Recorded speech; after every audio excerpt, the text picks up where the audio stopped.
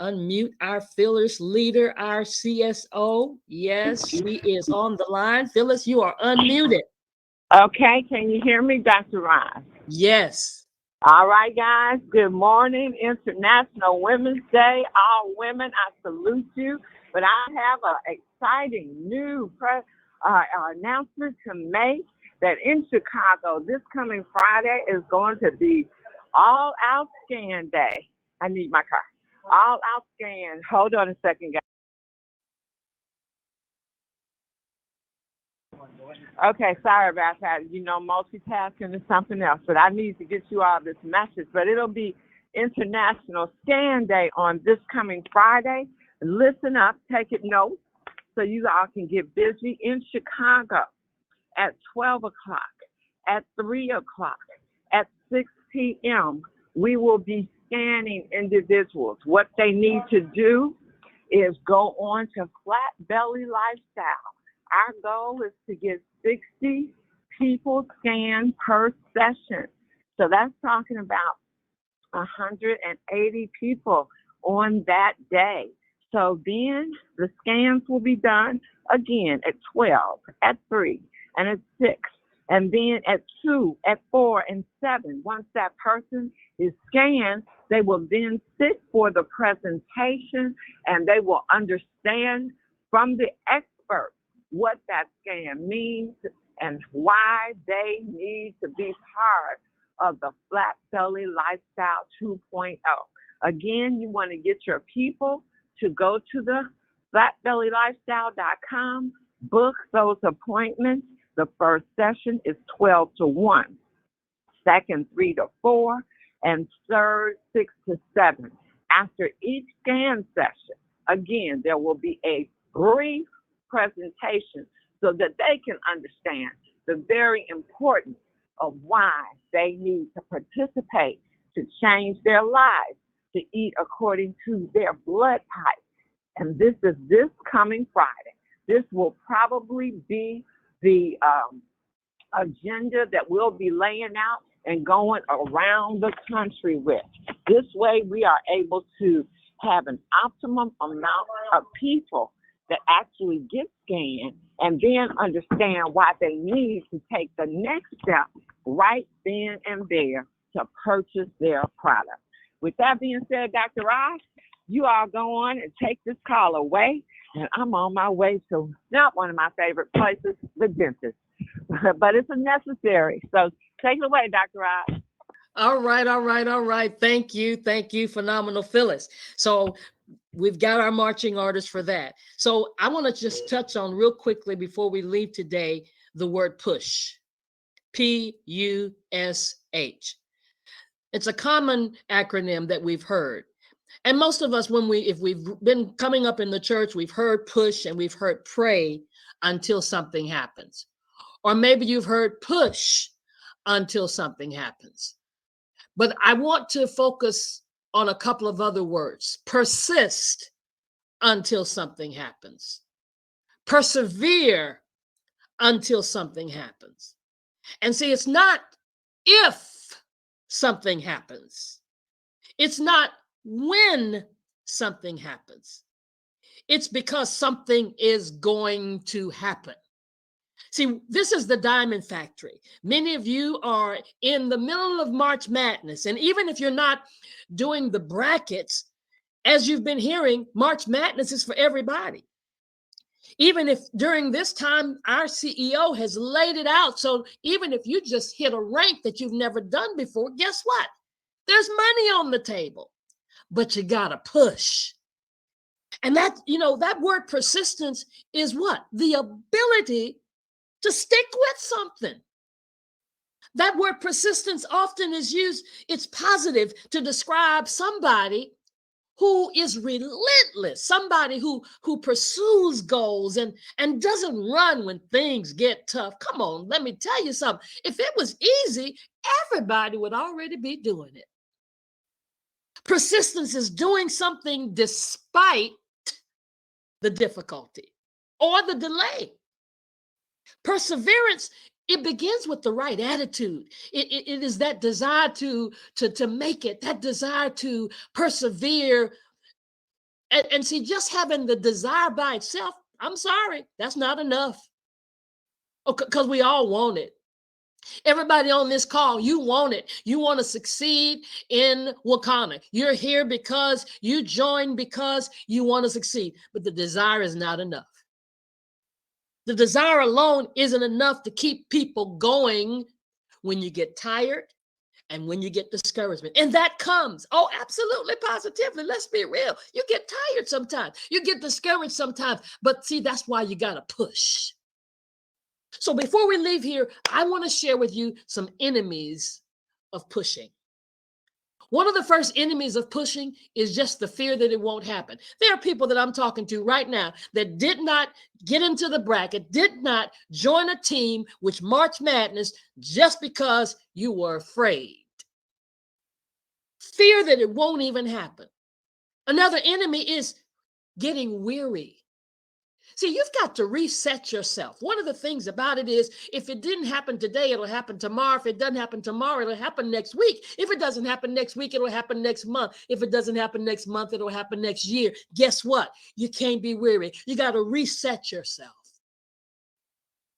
Another enemy of pushing is being distracted. Have any of you noticed that the moment you make your mind up to do something, the moment you make up your mind to go forward, or that you're going to start making phone calls, or that you're going to start posting, the moment you make your mind up, some kind of shiggity happens. Something happens around you. Something happens in your family. Something happens. Somebody calls you on the phone. You set aside this time, and distractions. And some of us have a problem pushing because we have a lifestyle of giving up. Let's look back in history, your history. How many times have you quit doing something and you didn't realize you probably quit just before you were about to cross over, just before you were about to get your breakthrough? See, if God would just lay it out and show us that on March the 8th, you're going to come in contact with the very person that's going to take your business to the next level. You know what this kind of day would be like? You would be relentless. But it's not like that. See, it's really a faith walk. So you can't have a lifestyle of giving up. Because you can have potential, but you must not give up. Potential itself is not enough. Here's another enemy. Another enemy is having the belief that it's supposed to be easy. No, that's a wrong belief. Because again, if it were easy, everybody else would be doing it. It takes pushing. You got to have that right expectation that it's going to take work. It's going to take you being persevering. It's going to take you being persistent, even when you're faced with a tough situation. I mean, do you realize that when you're faced with a tough situation, you've got two choices? You can either give up or you can dig in. Which one you're going to choose? You're going to give up or you're going to dig in. Another enemy of pushing is having the wrong belief that it's about the destination. Hello, this is a journey. You've heard our Phyllis Nash tell us all the time, it's a marathon. You've heard all of our coaches and all of our leaders talk to us about this is a marathon. It's a path that we walk on each and every day. It's about daily activity, daily income activity. So we constantly have the chance to make up our minds to learn, to grow, and to move forward. To learn, to grow, and to move forward. What am I going to do today? I'm going to learn, I'm going to grow, and I'm going to move forward. And then another enemy is having the lack of resiliency. Oh my God. So many people quit, throw in the towel, give up, get discouraged just because they don't have the buoyancy. You know what that is? You ever had one of those little balls when you were a kid and you bounce the ball and it goes high? And then the next time it bounces, it goes higher. And the next time it bounces, it goes higher. It's because of the buoyancy in the ball. You've got to have buoyancy. You've got to have that ability to bounce back, no matter how you feel. I mean, your feelings got to go. And we can't let discouraging moments break us. See, you might bend, but you don't break. Instead, we got to be resilient. And by persevering through the tough times and taking struggles on, then you have the ability to go beyond your talent. See, a lot of times we're hindered when we see leaders, we see other people, we put them on pedestals because they speak well or they talk well or they seem to be excelling. They've hit diamond, they've hit emerald, they've hit ruby, they've hit sapphire, and oh my God, they're doing presentations and I can't do it like that. Guess what?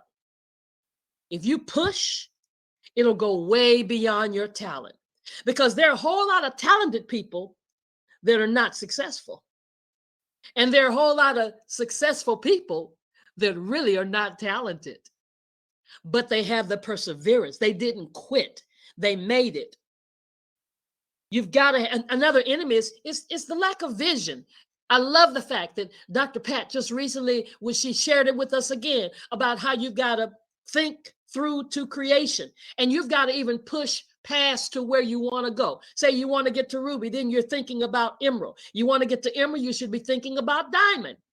And if you, for some reason, miss the target, where you fall will be better than where you were. In my closing, what if Mary McLeod Bethune hadn't pushed? I mean, we wouldn't have the National Council of Negro Women. What if Senator Tammy Duckworth had not pushed in the Illinois Senate? There would not be so many women. Since this is International Women's Day, there would be not so many women in the Senate. What if Michelle Obama had not pushed?